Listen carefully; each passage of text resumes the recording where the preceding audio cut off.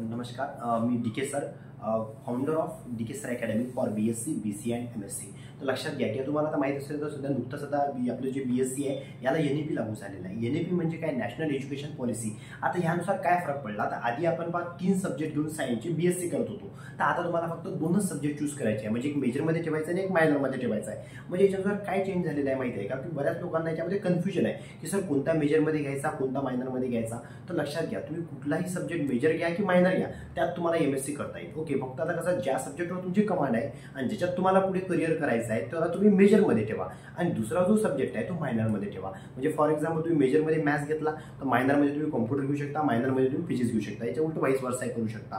फक्त तुम्हाला केमिस्ट्री आणि कॉम्प्युटर सोबत नाही घेता आहे. म्हणजे आता हे जे चॉईसेस आहेत, कोणता सब्जेक्ट मेजर घेऊ, कोणता सब्जेक्ट मायनर घेऊ, हे त्या कॉलेजवर डिपेंड आहे. म्हणजे फॉर एक्झाम्पल समजा एखादं कॉलेज आहे ज्या कॉलेजमध्ये कॉम्प्युटर अवेलेबल नाही आहे, म्हणजे फक्त PCMच आहे बा, तर त्या कॉलेजमध्ये तुम्हाला ह्या 3पैकीच कोणती 2 घ्यायचे आहे. बरोबर, म्हणजे फारसं काही टेन्शन नाही आहे. तुम्हाला फक्त 2 सब्जेक्ट चूज करायचे, एक मेजरमध्ये ठेवायचा आणि एक मायनरमध्ये ठेवायचा.